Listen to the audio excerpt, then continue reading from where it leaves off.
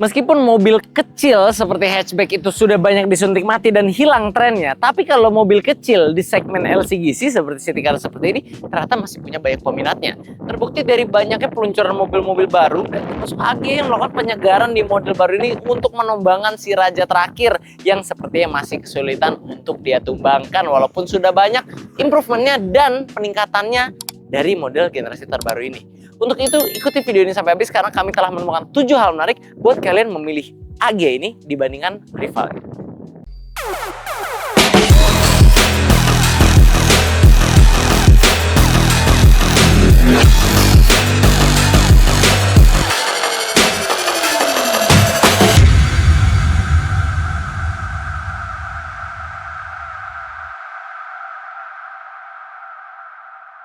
Hal pertama yang menarik dan harus kita apresiasi dari Toyota Agya ini adalah karena modelnya. Seperti yang kita tahu, Agya pertama kali lahir di Indonesia ini karena program LCGC dari pemerintah. Yang jujur aja desainnya itu Agya 1000cc itu cenderung biasa aja. Cuman bener-bener mobil yang dihadirkan mengikuti program pemerintah biar harganya murah, tekan cost dan ya mobil aja gitu. Kayaknya kurang ada jiwanya. Nah, Agya semenjak yang generasi terbaru ini dia jadi lebih segar tampilannya, berubah total. Dan yang paling harus gue apresiasi adalah walaupun ini adalah mobil masih LCGC kategorinya, tapi desainnya bener-bener sekarang udah niat. Desainnya sporty, agresif, modern, lampunya sudah teknologi terbaru, fog lampnya aja udah teknologi terbaru, nggak yang asal-asalan cuma tempel bulat situ doang. Dan memang ini tampilannya sporty banget. Makanya dia sekarang rilis Agya GR yang bikin tampilan lebih sporty lagi. Jujur ganteng, cuman harganya aja nggak ganteng itu ya kalau dari baru ya. Nah, ini modelnya itu keren sekarang dia. Walaupun ini velgnya masih silver biasa, tapi ini emang mobil-mobil bahan yang cukup oke ya. Sebenarnya desainnya sedikit mengingatkan gue pada Etios. Cuman sekarang yang modelnya lebih baru.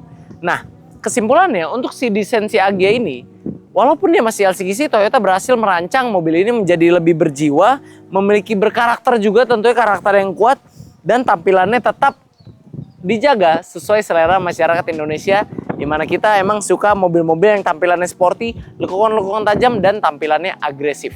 Hal selanjutnya yang akan kita bahas adalah fitur mobil ini. Dibandingkan model sebelumnya, si Agya yang model baru ini fiturnya udah bertambah cukup signifikan. Lampu depannya sudah LED dengan daytime running light. Masuk mobil udah smart entry, nyalainnya udah start stop engine. Untuk yang tipe G ini juga sudah start stop engine ya. AC digital, head unit juga sudah standar touchscreen walaupun belum ada Android Auto dan Apple CarPlay, dia sudah ada Bluetooth, Toyota Link, M-Toyota, USB dan lain-lain. Nah, selain itu mobil ini juga sudah dilengkapi dengan audio steering switch dan tombol telepon di sini.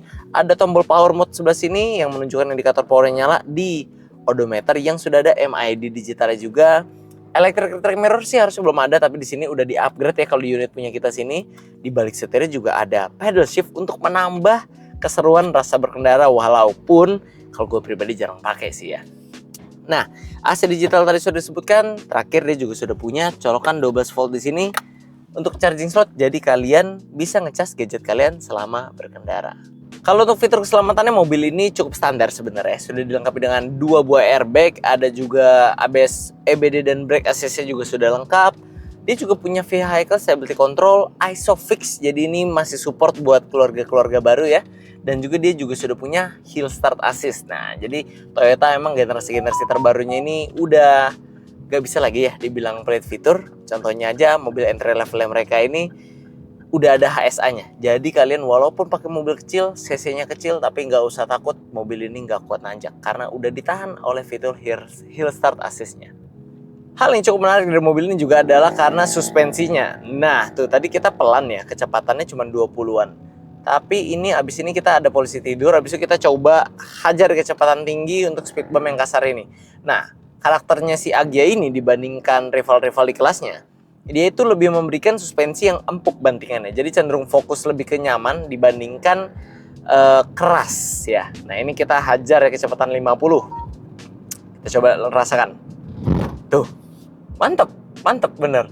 Ini tuh suspensinya kayak Mazda 2 tapi versi light gitu, versi city car yang ada di Toyota. Nah, itu karakternya begitu. Jadi menurut kami ini enak, bantingannya enak. Tinggal kita coba hal selanjutnya yang cukup menarik dari Toyota Agya. All New Agya dibekali mesin berkode WA-VA yang berkapasitas 1200 cc 3 silinder segaris DOHC Dual VVT-i. Di atas kertas, mobil ini mampu menyemburkan tenaga sebesar 87 HP pada putaran 6000 rpm dan torsi maksimal di 113 Nm pada putaran 4500 rpm. Tenaga ini disalurkan melalui transmisi CVT ke dua roda depan. Nah, sebenarnya mesin juga hal yang menarik dari mobil ini. Tapi banyak orang yang secara sekilas langsung gak suka sama mesinnya karena Toyota memberikan mesin 3 silinder di Agya terbaru ini. Dibandingkan Brio yang rivalnya langsung itu mesin 4 silinder walaupun cc-nya sama. Nah, sebenarnya Toyota punya alasan kenapa dia pakai mesin 3 silinder. Pertama, 3 silinder ini dia torsinya lebih cepat didapat dibandingkan mesin 4 silinder. Jadi yang membuat Agya ini kalau untuk di perkotaan memang desainnya seperti itu, stop and go-nya lebih berasa tenaga lebih cepat keluar. Dan juga mesin yang 3 silinder otomatis bobotnya lebih ringan dibandingkan mesin yang 4 silinder. Sehingga power to weight ratio-nya itu juga lebih ringan. Jadi yang membuat si mobil Agya ini lagi jadi lebih gesit. Kalau soal konsumsi bahan bakar sih kita dapat hari ini 14, sekian kilometer per liter.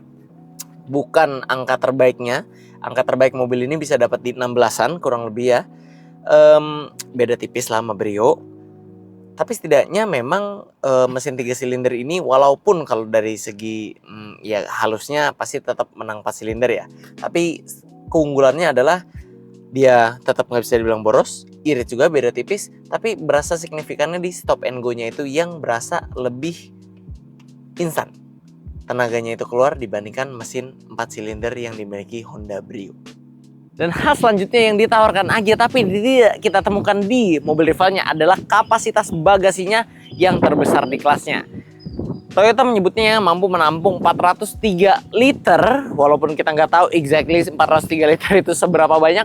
Tapi yang jelas kalau rival-rivalnya seperti Brio, itu signifikan jauh di bawah si Agya. Dia sekitar di 300-an sekian yang membuatnya memang bagasinya tidak hanya terasa lebih lega, tapi memang kelihatannya juga lebih besar. Nah, ini bisa ditidurin memang jok baris 2-nya ini walaupun nggak rata lantai. Dan kita juga akan menyinggung soal tempat-tempat kompartemen terbuka dan tertutupnya di baris 1 dan baris 2 Agya ini yang tersebar cukup luas menurut kami cukup banyak dibandingkan rival-rivalnya. Dan juga tempat duduknya si Agya ini untuk penumpang itu rasanya sekarang jauh lebih improve dibandingkan Agya generasi pertama yang kita kenal. Jadi membuat kami berpikir Agya yang sekarang ini walaupun statusnya masih LCGC, tapi improvementnya begitu banyak, begitu terasa sehingga membuatnya jadi mobil yang jauh lebih layak dimiliki sekarang. Nah, hal ini adalah baru jadi keunggulan utama si Agya atau bagi para pembeli-pembeli yang memang sudah memiliki Agya, yaitu durabilitasnya.